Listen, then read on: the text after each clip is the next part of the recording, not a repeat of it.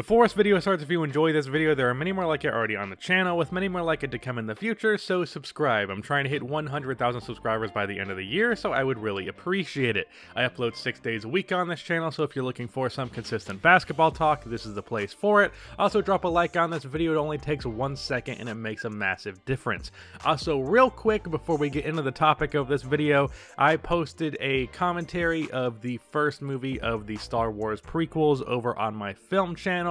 It is about a 14-minute video of us making jokes at the expense of one of the worst trilogies of all time. So if you find that to be interesting, go give that a watch because it was a whole lot of fun and I'd really appreciate it. But with that out of the way, today we are talking about the Golden State Warriors and what is the future for them and really how they can become contenders again. See, this team obviously had an injury-riddled year. I initially believed this would be about a 50 or so win team, and I actually thought it was possible they'd be even better than that, and like Steph Curry would be a MVP candidate or even win it. I even predicted he would win MVP, which in hindsight was very dumb because this roster just simply is not good enough. I didn't think that health would be such a downgrading factor that literally Steph Curry would play like what, 10 games, not even.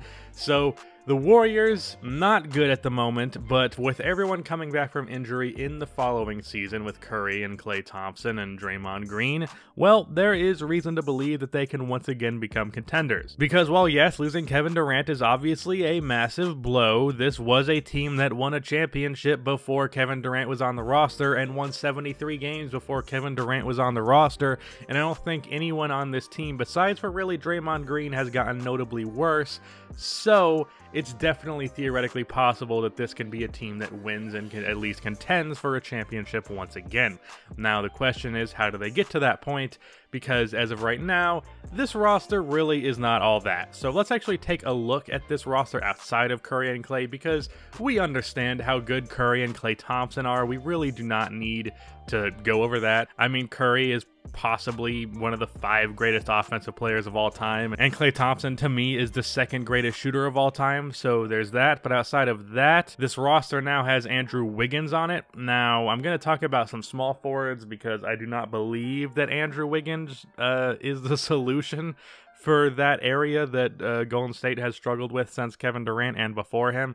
But I definitely think he can be alright for the Warriors. I just don't think he should be their starting small forward. Granted, I think he's going to be their starting small forward. I don't like that, but that's probably what they're going to go with. So Andrew Wiggins, he's an interesting case. This time with the Warriors, this is really his last chance to prove himself to be like a good NBA player, because thus far he's been up and down, mostly down ever since like his first 3 years in the league. So it would be nice to see Andrew Wiggins play some really good basketball on a good team.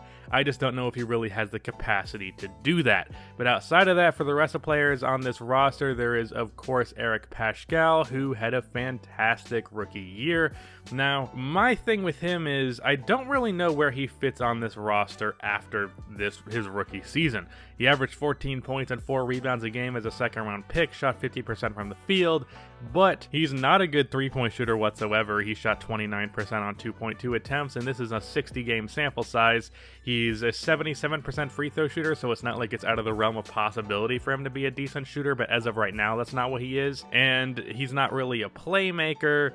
He doesn't really play off ball all that well. I mean, I'm not really sure where he fits with this team, because even though people like to clown on him, Draymond Green is still currently a better player, and at 6'6", Eric Paschall needs to be playing power forward or center, and I really cannot put Draymond Green and him on the court at the same time just because neither of them can shoot three-pointers. So I don't know, it's interesting. I think he could be a trade chip, and I know a lot of Warriors fans might not like that, but it's possible that even though he might get less of a lesser player in return, what you could get for Eric would work out better for the Warriors team, would fit a lot better, even if it's a bit of a downgrade talent-wise, but it would be an upgrade because of how much better the fit would be. But that's just an interesting situation to keep in mind for if they potentially make a trade on draft night, which is of course something to keep an eye on. Marquis Chris actually showed a lot of positive signs for the Warriors just to be a rotation big man, which is not asking a lot, and being that he was a lottery pick, he's still a massive bust with that taken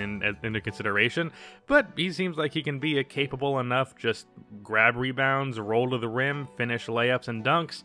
play a decent enough defense. Like, he seems capable of that, and it's nice to have just a good role player to be your backup center. Jordan Poole, he's not good, and I don't know why people are so hyped about him, even though he has just horrible efficiency. Like, he didn't even shoot 40% from 2, shot 28% from 3.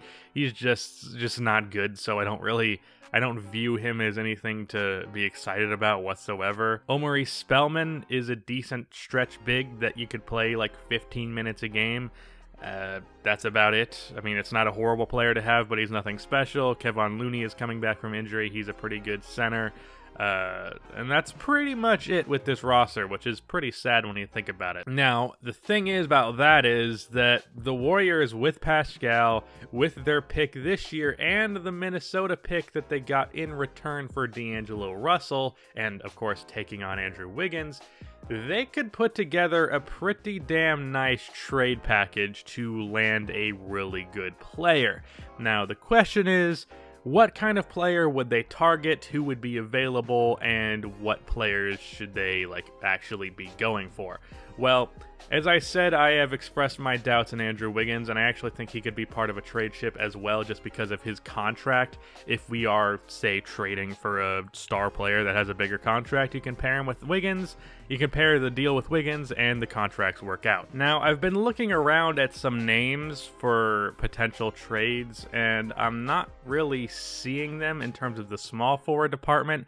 Now, what could be an option is the Warriors could potentially move Klay Thompson down to small forward, because he's tall enough and big enough that he can handle most small forwards in the NBA, and that could actually be a pretty solid move, because I believe you could trade that pick, maybe Minnesota's pick and Paschall on top of that, and you could get yourself a guy like Bradley Beal, maybe lower down that tier. You could get a guy like Zach LaVine, because apparently he wants out, which is a whole can of worms that I may or may not go into. But I think there is definitely some potential to land another big player who can be like a 20-point per game scorer, and I think that's good for Golden State to have, considering they kind of got into that rhythm with having these three kind of scorers, and I think it'd be easier for Klay and Curry if they had this other guy that can get about 20 plus points per game.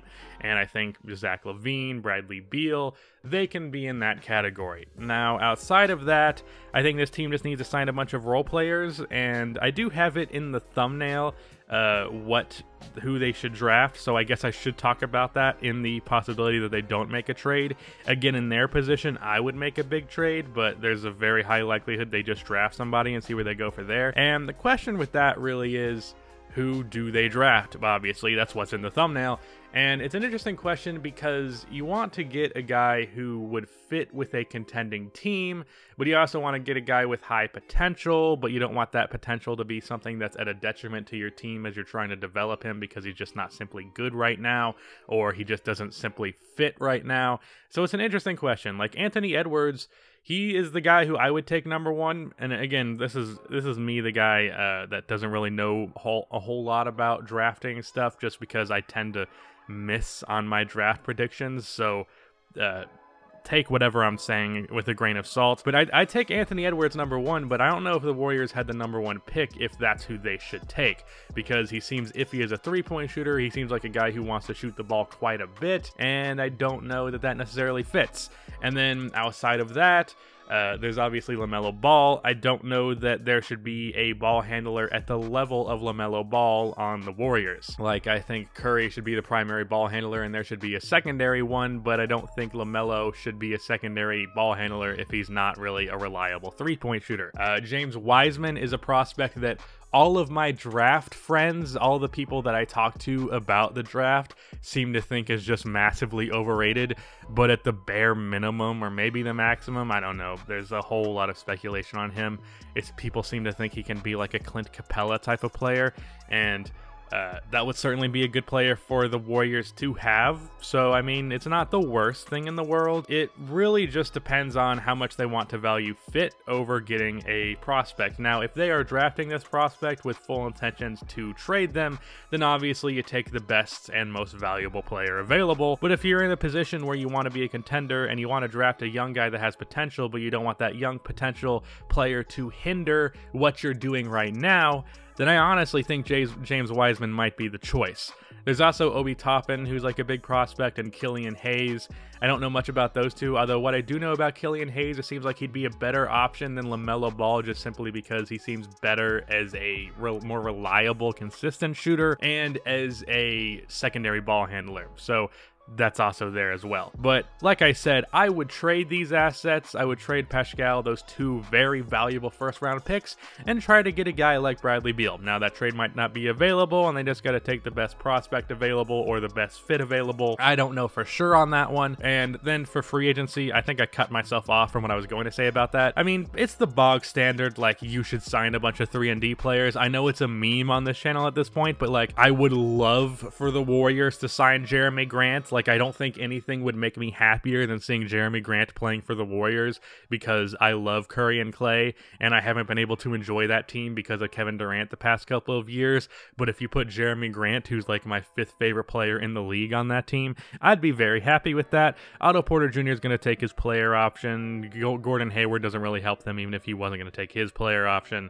Mo Harkless is a cheaper guy. You can get Jay Crowder, Thabo Sefolosha, Jared Dudley, Wilson Chandler, James Ennis. There are guys like that available who can all be decent enough 3-and-D players, because what is ironic about the Warriors over the past few years is outside of Curry, Clay, and KD, they really have not been a good three-point shooting team. Now, obviously, those three alone are good enough that it well makes up for that, but it would be nice if the Warriors had more guys on their team who are capable three-point shooters and are not completely relying on Curry, Clay, and obviously they can't do it now with Kevin Durant, to just overhaul that shooting, because really the Warriors are not a great shooting team. They just have the 2 greatest shooters of all time, and then everybody else is just pretty bad. So sign some shooters, defensive players, all of that jazz, and trade that pick as well as some other assets that you have in exchange for a guy like Bradley Beal. That's what I would do. So that is the end of this video. Please be sure to like and subscribe for more NBA content like this, and cue the outro music.